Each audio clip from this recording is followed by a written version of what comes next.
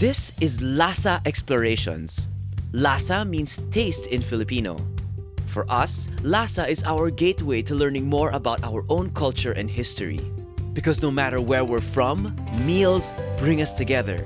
And that's how we'll discover hidden gems of Filipino food, by being with the people who prepare and enjoy them every day. So come along with our band of chefs and food lovers on our first journey to the Cordilleras.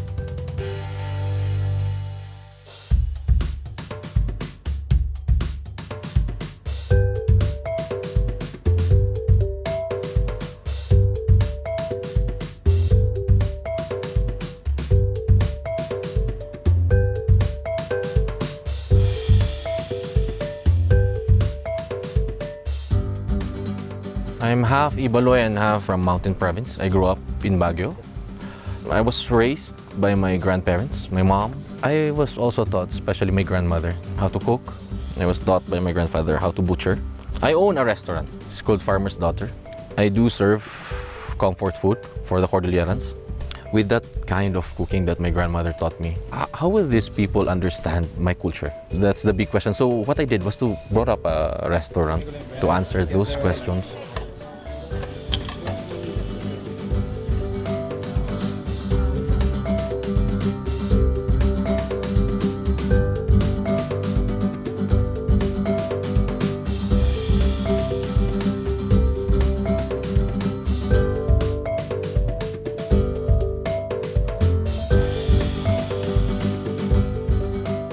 I think I wouldn't stop learning. I need to visit every place in the Cordillera. I need to understand why, how they do it, and then maybe introduce it more, especially in Baguio City, Metro Manila, entire Philippines, even entire world. Why not?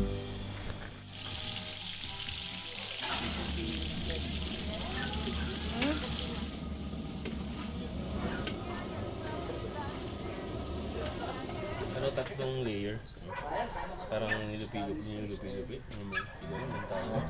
Parang may malambot na sa loob.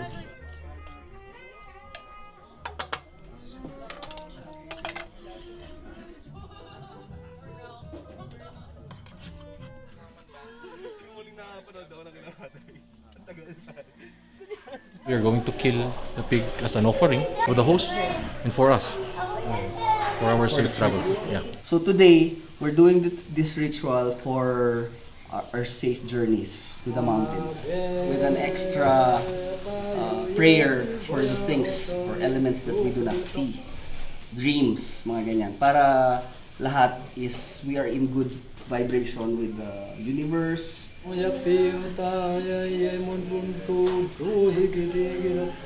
Taktunga na bari wanyong ayong na bune mo bari natana pota na tagutusi ain Siglang mami, taba ka mabartag ka. We need to stay put in one place since we are praying for our safe travels. So starting now, since the prayer started, as much as possible, all the members na kung sino man yung pinagpriyan, we are not allowed to go beyond the compound para at least yung prayers still there. And the ritual nandun pa rin, just to pay respect with the tradition naman.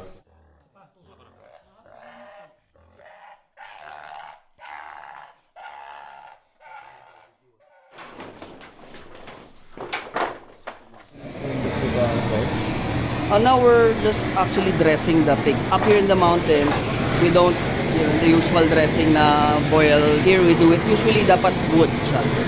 But to make it faster, we use the blowtorch. Adds for the smoky flavor.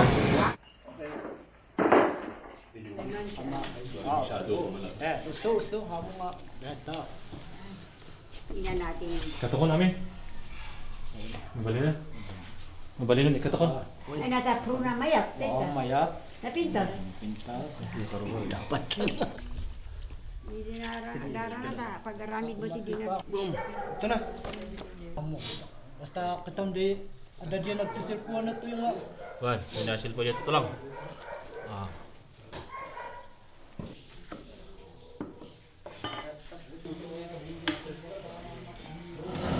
the anger.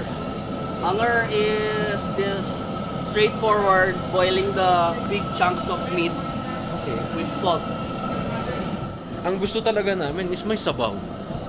You look at our climate, di ba? Lamig-lamig. Basta typically guro, we only have like around 3 dishes eh. Typically guro. We have the boiled, we have the grilled, and sometimes we do the smoking. That's it. Take one bite, bro. Sisters. Cheers.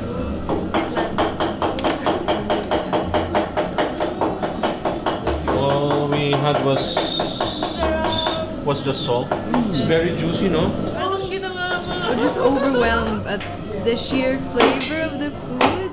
What blew my mind was a simple technique of smoking the meat, burning it, and then cooking it very simply, and then just seasoning it with salt. Yet the taste is so profound, the meat is so succulent. I was like, wow, there is something out here more than the tomato sauce or the soy sauce. I can't wait to explore more, to discover more, and to taste more.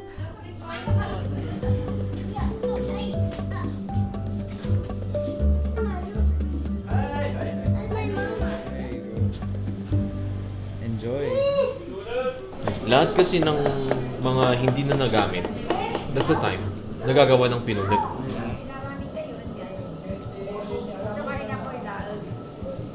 Para walang sayang. Yeah, para walang sayang. That's our tradition. We do not leave a man behind or a meat behind. No meat left. No meat left. Dapat.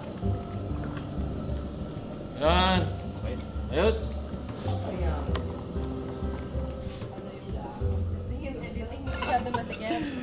Oo, kasi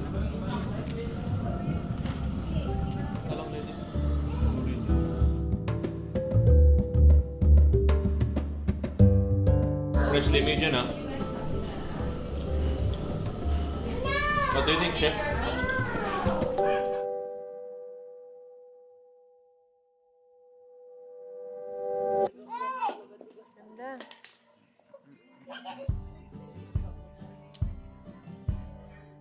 May excess na beans. I don't want to throw it. So what do I do? Siyempre, Make something out of it. make something out of it. It has mushrooms and tomatoes. Okay. Just give it the spicy kick there. But the beans I fermented that for a month already. No, nothing goes to waste. This should be on restaurants in Manila. Ba't mo pinagdadamot? Mas malaking jar pa bibilin ko for this kind of quality.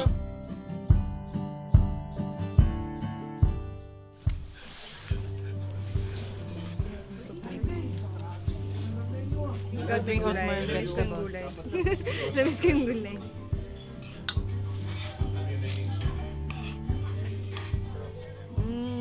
Wow.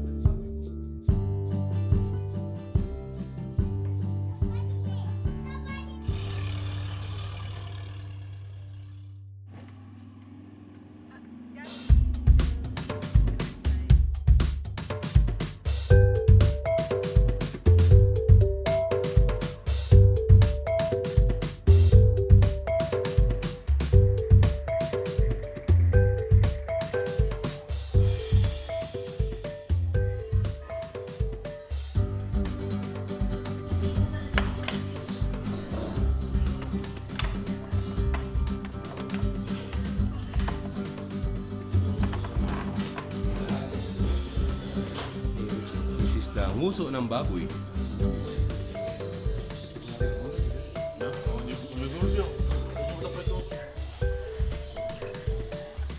Unforgettable experience sa palate ko to. It's quite heavy. A lot of new dishes that we just learned today because of this. But everything was good.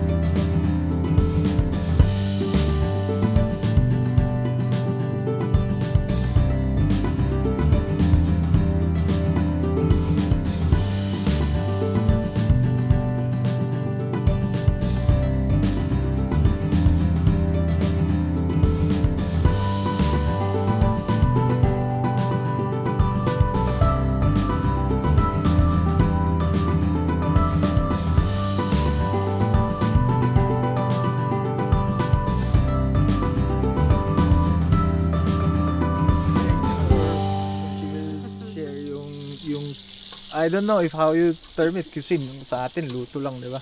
Ulam, tsaka kanin, lagi, di ba? Ang tawag sa term, anger.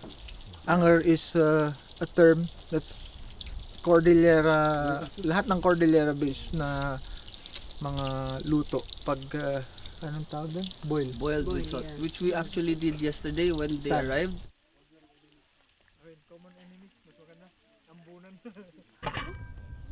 Wow. Smoking. Oh my god. Oh my god. Di ba mo? Kaya. They can be strong and healthy. Amen. Kapulian nga to manis yung sitago amaman sila gungan jalaon sulod me se kapulian nga to manis yung sitago amaman sila gungan jalaon sulod me bufahay. Ayan, kain na. Patak!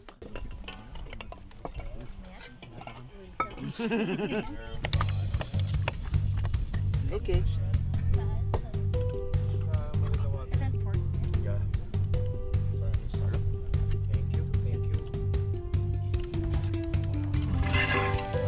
Panalo to, bro.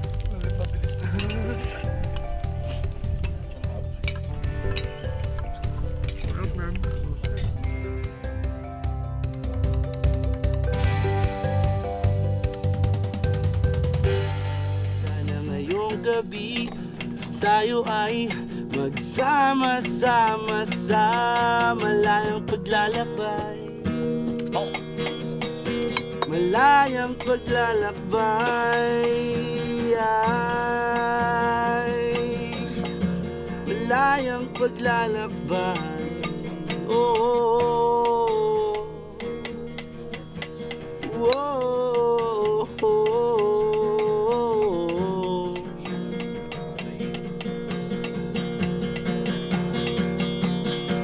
Tumatak